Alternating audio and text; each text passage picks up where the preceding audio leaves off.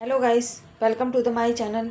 जैसे ही क्रिस्टोफर के दोनों गुंडे अशोक को हटाने के लिए आगे बढ़ने लगे, अशोक खुद आगे दौड़कर उनके पाँव से लिपट गया। जैसे ही उस गुंडे ने अशोक को अपने पाँव से अलग करने की कोशिश की, अशोक जोर जोर से चिल्लाकर कहने लगा, छोड़ दो।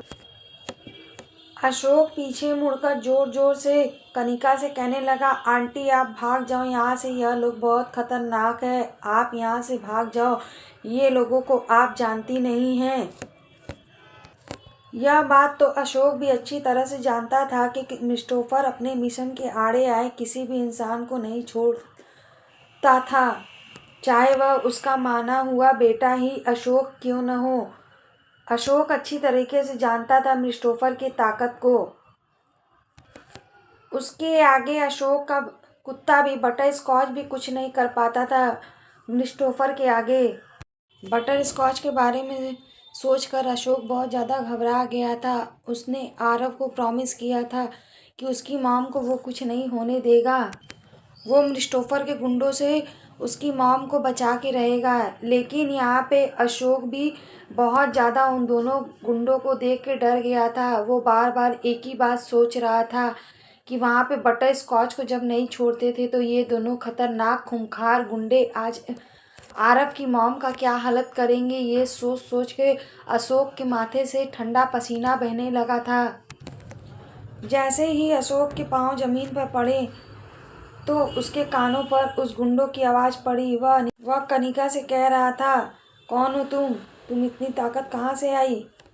जब अशोक ने मुड़कर देखा तो वह यह देखकर हैरान हो गया कि कनिका बिल्कुल सही सलामत एक पेड़ के पास खड़ी थी।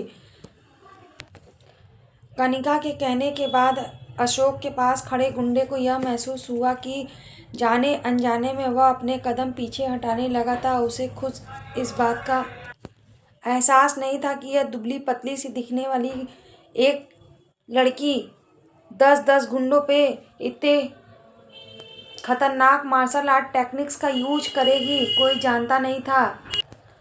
अशोक ने डर के अपनी तेज से आंखें बंद कर ली क्योंकि वो गुंडे बहुत ज़्यादा खतरनाक थे। लेकिन कनिका भी मार्शल आर्ट टेक्निक्स में माहिर थी। उन्होंने सारे गुंडों को उठा उठा के पटक के किसी के गर्दन पे वार किया, किसी की अपने उंगलियों से हाथों पे वार किया। अशोक ने डर के मारे अपनी आंखें खोली तो वो यह देखकर हैरान हो गया कि एक गुंडे के कान के पास से खून बह रहा था और एक गुंडे के हाथ के पास से खून बह रहा था।